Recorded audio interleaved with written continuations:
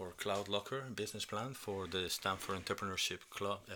Entrepreneurship thing. So let's see. This is about. I'm going to talk to you about Cloud Locker.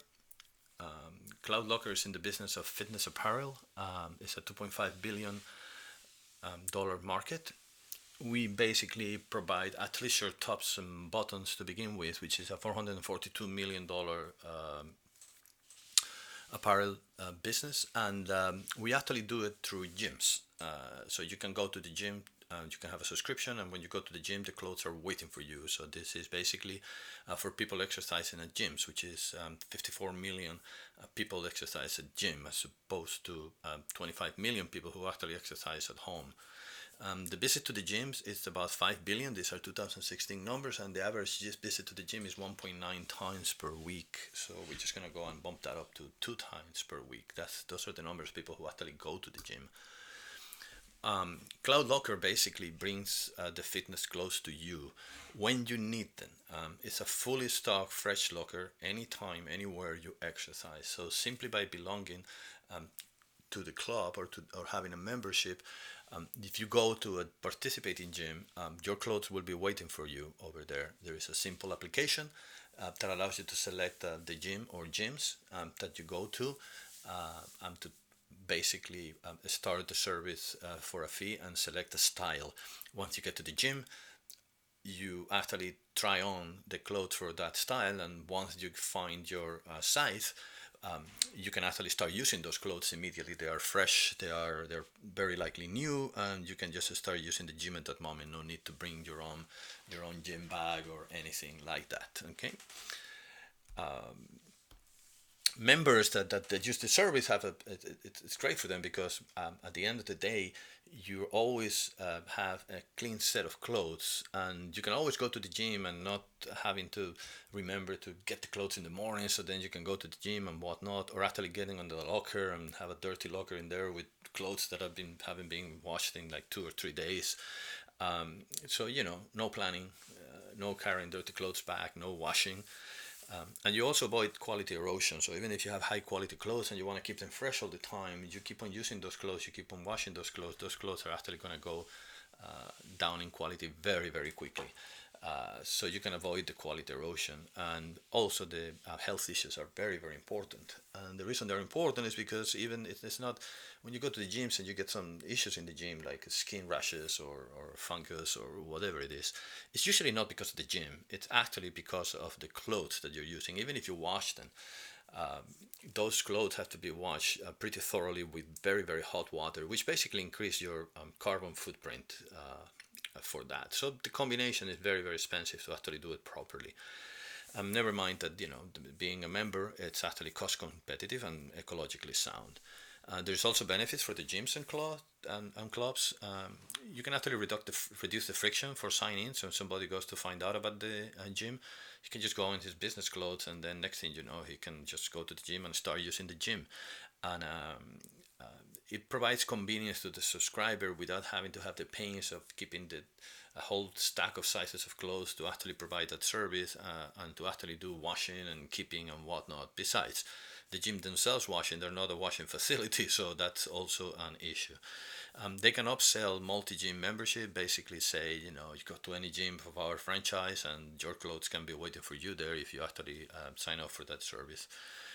They can advertise themselves on the Cloud Locker application by basically being the gym of the month, or by basically get some prominent spots on the gyms when new members go in there, or when existing members actually want to join the gym. And there is a premium revenue sharing possible as well, in which if somebody wants to go beyond the basic fee, we can actually have a sharing mode with the gym, and perhaps for specialty clothes and things like that. We haven't really modeled that one yet. The economics are pretty simple. The monthly fee, we're thinking of $40 a month. There is a cost per garment use of about $2. The actual cost for garments, and this is the typical garment, top and bottom, for 3 uses, that's actually $6 divided by 3 uses, and then 8 times a month for two times a week, it will give us $16. There is a cost of cleaning per garment, per number of uses, which is 16 cents at the end of the day for that same type of frequency. And there is a total monthly revenue of $23.84, which is basically a 60% margin. There's obviously some fixed costs in terms of delivering the planned clothes to the gyms and picking up those things from the gym, and that's basically a $70,000 per year per city estimated. Total addressable market for 54 million gym goers is $2.16 billion. For the sake of, just to assume a fairly large city, so to speak, if we actually go to 170 gyms, which is a 0.5 penetration in the number of gyms that there are in the nation, the service addressable market is about $10.8 million, and the gross revenue would be about $6.4 million. Those are basically the subscriber economics. There is no upsells mentioned here, but the typical upsell on this is you get a service for 2 garments a week, and you might need 3, you might need 4, so there is opportunities to upsell on the spot and to either grow your subscription or have an outlier or an overage, basically get another one today and get a special price for that. What are the key drivers of this? The key drivers of this is basically gyms participation, because we're targeting at the moment gym goers, not home delivery. As the number of gyms grows, so does the convenience, and as there is more convenience, more subscribers will actually join. This is more revenue. There is also convenience from the size of the user here. It's if you don't have to wash, you don't have to think about having those clothes, and you just go to the gym, and this is just part of the service of the gym service. Subscribers will eventually get kind of addicted to this, and they'll say, well, if I'm going to change the gym, or I'm going to go to a gym, or I'm going to tell a friend, I'm going to pick a gym that actually offers this service, which basically increases the number of participating gyms by pressure from the subscribers. This subscriber demand will attract more gyms, which basically will make this more attractive to the subscribers, and thus I have a virtual circle in here. There's also efficiencies involved in this, which also drive profits. Basically, the aggregated demand will always yield new clothes instead of having to wash the clothes 1 or 2 times.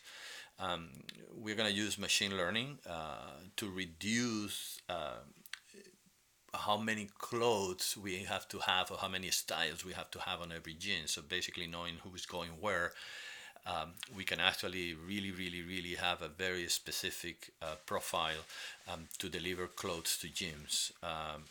We can also have a network of gyms to satisfy the demand. If there is an outage on one of the gyms and they don't have certain clothes for somebody who's going over there who's a member, they can always get clothes for another gym that has the contrary, that basically doesn't have the demand that they were expecting. Of course, this can even be made better if we actually use hotels, clubs, or other centers of distribution. We have less usage, but they could also be centers of distribution for people who are traveling or who are going to areas where it's unexpected, and we can still fulfill the service for a fee. Competition. Who is the competition?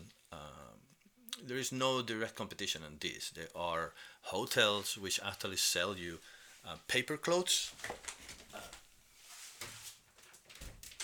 and there is also gyms that actually have clothes that you can rent. These rentals are basically it's what's available in the gym, and they're not. I mean, if you're renting it for a lower price than what you would buy it for, which means that you're going to be renting something that has been used many times, most likely. Same in the hotel. So avoiding those or obviating those, which actually create a pain point for the gyms as well.